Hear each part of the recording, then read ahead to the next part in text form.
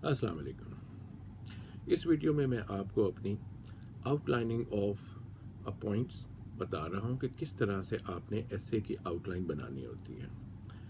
इसके लिए एक सादा सी मिसाल बताया करता हूँ। जब आप डॉक्टर के पास जाते हैं तो आप उसे बताते हैं कि आपको बुखार है, बहुत ज़्यादा मसला है, जिस्म में दर्द है, आंखों से पानी आ रहा है। तो सबसे पहले आप अपनी प्रॉब्लम बताते हैं, फिर आप उस प्रॉब्लम की तफसील बयान करते हैं कि मुझे ये मसाइल दरपेश हैं। डॉक्टर आपसे पूछता है कि ये कब से है, आपने इसके लिए क्या लिया है। आप बताते हैं कि आपने कौन सी दवा ली और उसका आपको फ़ायदा नहीं हुआ। डॉक्टर इसके बाद आपका कुछ मुआयना करता है कि इस वक्त जब वो आपसे बात कर रहा है आपका क्या हाल है, और इसके बाद वो डायग्नोज करता है कि दरअसल आपके साथ मसला है क्या। इसके बाद वो आपको कोई प्रेस्क्रिप्शन देता है। ये तमाम स्टेप्स आपने आउटलाइनिंग ऑफ पॉइंट्स में इस्तेमाल करने हैं। आपने जब कभी भी CSS में कोई एसे चूज़ करना है, ये हमेशा प्रॉब्लम एसे होगा। यानी आपने हमेशा ऐसे को चूज़ करना है जिसमें कोई प्रॉब्लम है, जिसके आपने कॉजेज़ आइडेंटिफाई करने हैं और सॉल्यूशंस देने हैं। कभी भी कोई एसे ऐसा नहीं आ सकता जिसमें कोई प्रॉब्लम ना हो। सादा तरीन ऐसे ले लीजिए, youth in Pakistan, democracy, environment, future of mankind, हर एक में आपने लाजमन कोई ना कोई प्रॉब्लम ढूंढनी है। अगर यूथ की बात हो रही है तो यूथ में क्या मसाइल इस वक्त दरपेश हैं, कौन कौन से यूथ के काम अच्छे नहीं हैं जिनको बेहतर करने की ज़रूरत है, यूथ के फ्यूचर से आपको क्या उम्मीदें हैं जो पूरी नहीं हो रही हैं, माजी में यूथ के साथ क्या ज़्यादतियाँ हुई हैं। ये तमाम बातें WH क्वेश्चंस की मदद से आप आइडेंटिफाई कर सकते हैं। इसी तरह से डेमोक्रेसी के ऐसे में आपने प्रॉब्लम ढूंढनी है। डेमोक्रेसी को क्या मसाइल दरपेश हैं, डेमोक्रेसी की इस्टेब्लिशमेंट और कंसोलिडेशन के लिए कौन कौन सी रिक्वायरमेंट्स हैं और वो किस तरह पूरी नहीं हो रही हैं, डेमोक्रेसी को कौन कौन से ख़तरात दरपेश हैं। ये तमाम सवालात WH क्वेश्चंस की मदद से आपने आइडेंटिफाई कर लेने हैं। तो जब कभी भी आप कोई ऐसे चूज़ करेंगे तो ये लाजमन एक प्रॉब्लम ऐसे होगा। अब आइए वो डॉक्टर की मिसाल की तरफ। आपने एक प्रॉब्लम को बताना है, कैसे स्टार्ट करेंगे। स्टूडेंट्स हमेशा ये कहते हैं इंट्रोडक्शन नहीं लिखा जाता। इंट्रोडक्शन इसलिए नहीं लिखा जाता कि आपके पास इंट्रोडक्शन के पॉइंट्स नहीं हैं। अगर आपने मेरी डॉक्टर वाली मिसाल को फॉलो किया तो आसानी के साथ आपको प्रॉब्लम की हाइप क्रिएट करने के पॉइंट्स मिल जाएंगे। आपने उसी तरह से बात करनी है, ये बहुत बड़ा मसला है, ये बहुत अरसे से चला आ रहा है, इसके फला कॉजेज़ थे जिनको हमने एड्रेस नहीं किया, उनकी वजह से फला सॉल्यूशंस हो सकते थे जो हमने नहीं इम्प्लीमेंट किए, जिसके नतीजे में आज हमें ये मसाइल दरपेश हैं। अगर हमने इसको फौरी तौर पे ठीक ना किया और फला सॉल्यूशंस हमने इस्तेमाल ना किए तो हमें फ्यूचर में ये मसाइल पेश आ सकते हैं। ये आपके इंट्रोडक्शन का एक खाका है। इसको आप इस्तेमाल कर सकते हैं अपनी आउटलाइन बनाने के लिए और उसमें एक प्रॉब्लम स्टेटमेंट लिखने के लिए।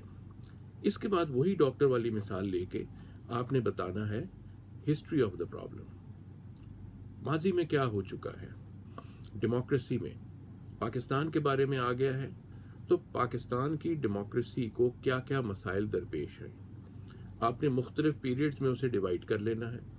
फॉर एग्जाम्पल 47 से लेकर पहले मार्शल लॉ तक क्या हो रहा था, ये एक पीरियड है जिसमें आप बताएंगे कि दरअसल ये मसाइल दरपेश थे और डेमोक्रेसी को इस तरह से डीरेल किया गया। आप यकीनन याद रखेंगे कि इसमें फौज का अमल दखल कोई नहीं था। तो खामखा ऐसे पॉइंट्स को नहीं डाल देना है जिसकी एविडेंस आपके पास ना हो, क्योंकि इस ज़माने में फौज कतन दखल अंदाजी नहीं कर रही थी। इसके बाद आपने दूसरे पीरियड को लिया कि फर्स्ट मार्शल लॉ से लेकर पहले इलेक्शन यानी 71 तक क्या हालात रहे। इसमें यकीनन आप डिस्कस करेंगे कि मशरकी पाकिस्तान अलहदा क्यों हुआ, अयूब खान की हुकूमत ने क्या क्या इक़दाम किए, आइन में क्या क्या तब्दीलियाँ आईं, और इसके बाद जो भी आइन बना और जो भी कवानीन बने उनका क्या म्यार था, क्या होना चाहिए था और क्या नहीं हुआ। ये सारी बातें आप यहाँ डिस्कस कर देंगे तो आपकी हिस्ट्री ऑफ द प्रॉब्लम हमेशा मुख्तलिफ पीरियड्स ऑफ हिस्ट्री के बारे में होगी, जिसमें आपने आइडेंटिफाई करना है क्या होना चाहिए था और क्या नहीं हुआ। अगर हम ये कर लेते तो फिर क्या नतीजा निकलता। अगर आपसे सिंपल एनवायरनमेंट पे, ग्लोबल वार्मिंग पे आ जाता तो आप लिखते कि इंडस्ट्रियल रेवोल्यूशन से लेकर पहली वार्निंग्स इशू होने तक इंसान ने एनवायरनमेंट के साथ क्या किया। एनवायरनमेंट में जब पता चल गया ग्लोबल वार्मिंग हो रही है, पोल्यूशन हो रही है, साइंटिफिक वार्निंग्स आ गई, तो अगले पीरियड में आप लिखेंगे कि इन वार्निंग्स को किसने क्यों किस वजह से इग्नोर किया। यानी WH के what why where when how के क्वेश्चंस को आपने छोड़ना नहीं है, आप इस्तेमाल करते रहेंगे और उसमें बताएंगे कि ये वार्निंग्स को इंडस्ट्रियलिस्ट्स ने खासकर नाकाम बनाने के लिए ग्लोबल वार्मिंग फैक्ट और फिक्शन की टेक्निक इस्तेमाल की, डिबेट स्टार्ट कर दी और 1980 तक ये डिबेट इसी तरह से चलती रही। तो कहने का मकसद ये है कि हिस्ट्री ऑफ द प्रॉब्लम में आपने मुख्तलिफ अदवार को बयान करना है, उसमें क्या डेवलपमेंट होनी चाहिए थी जो नहीं हुई, सॉल्यूशंस कौन से होने चाहिए थे, नाकाम हो गए, क्यों नाकाम हुए, किसकी वजह से नाकाम हुए और क्या होना चाहिए था। हिस्ट्री ऑफ द प्रॉब्लम जब आप डिस्कस कर लेते हैं तो नेचुरली इसके बाद करंट सिनेरियो आ जाएगा, यानी माजी के बाद हाल में हालात क्या हैं। इसमें फिर दोबारा आपने इसी तरह से बयान करना है कि इस वक्त फला फला फला प्रॉब्लम्स हैं, यानी what the problems are, who is causing these problems, what solutions of these problems have been offered, why these solutions are not being used. ये तमाम सवालात आपने आइडेंटिफाई करते जाने हैं और उनके जवाब लिखते चले जाने हैं। इससे आपका आर्ग्यूमेंट बनेगा। जब ये आपने WH के क्वेश्चंस सारे इनकॉर्पोरेट कर लिए तो आपने इसको सब्सटैंशिएट करना है विद इंफॉर्मेशन, फैक्ट्स के जरिए। तो आपने वो भी चीजें डाल दी। इसके बाद इस पूरे सर्वे से जो माजी से आपने किया है, आपको ये अंदाजा हो चुका होगा कि आप कॉजेस आइडेंटिफाई कर सकते हैं। ग्लोबल वार्मिंग के असल कॉजेस क्या हैं?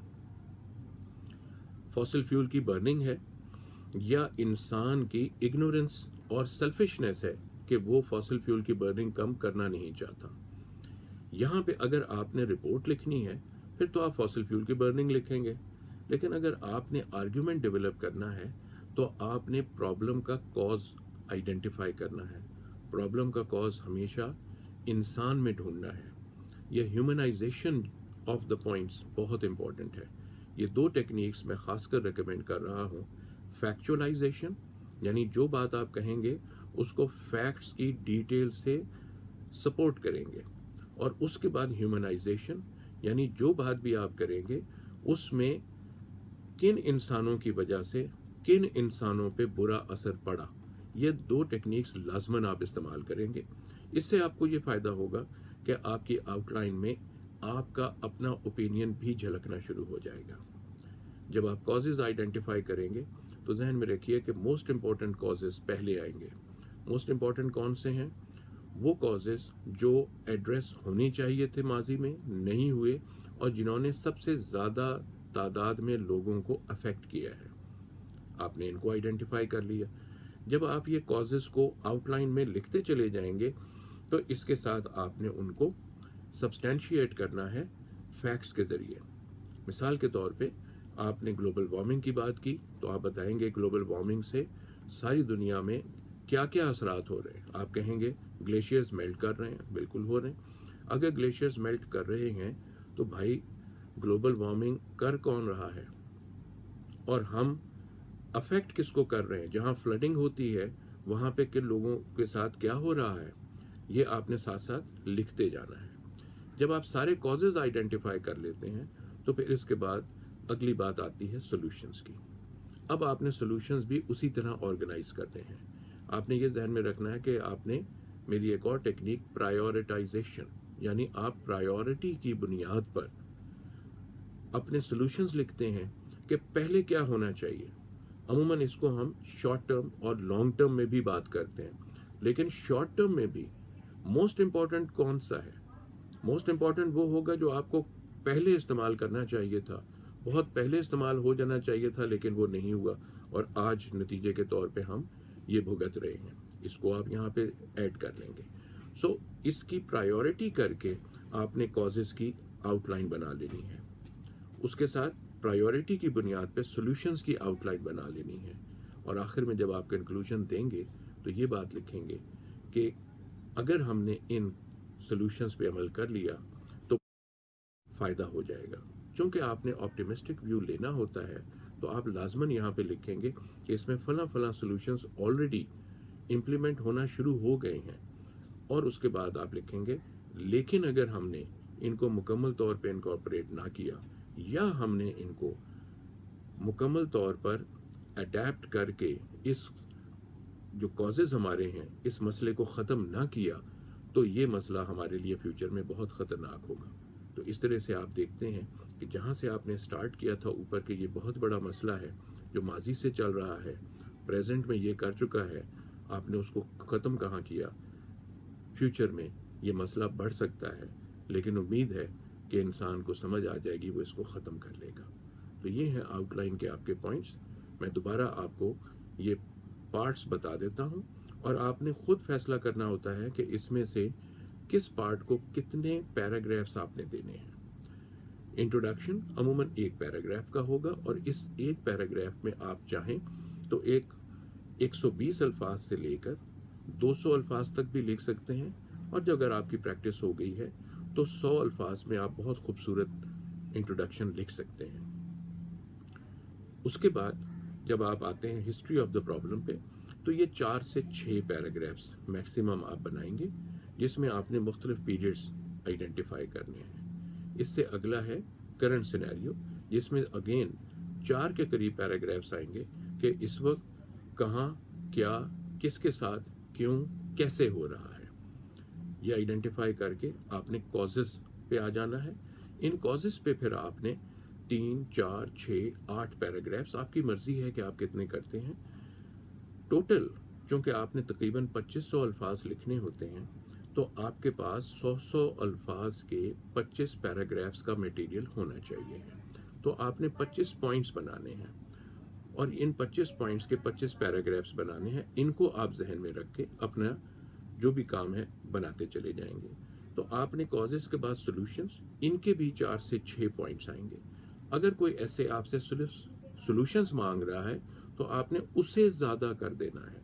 आपने उसके कॉजेस नहीं बनाने हैं क्योंकि एग्जामिनर ने मांगे नहीं है। जो चीज़ बताने की ज़रूरत नहीं है उसे छोड़ दीजिए। ये सिलेक्शन आपका एग्जामिनेशन हॉल में होगा अकॉर्डिंग टू द स्टेटमेंट जो कि आपको दी गई है।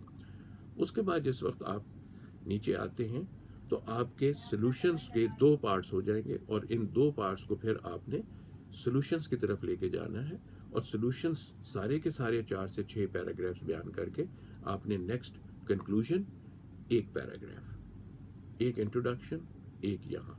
तो टोटल आपके तकरीबन 20 से 25 पैराग्राफ मैक्सिमम बनेंगे।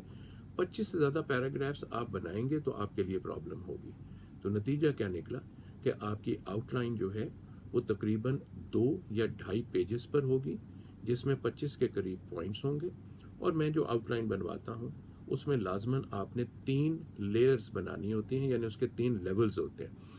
पहला लेवल होता है मेन, जो भी आपकी हेडिंग है, उसके बाद उसकी सब हेडिंग्स आ जाती हैं। मिसाल के तौर पे हिस्ट्री ऑफ द प्रॉब्लम है, ये आपकी मेन हेडिंग है और उसके बाद नीचे 4 या 5 या 6 पीरियड्स आ गए, ये आपकी सब हेडिंग्स हो गई।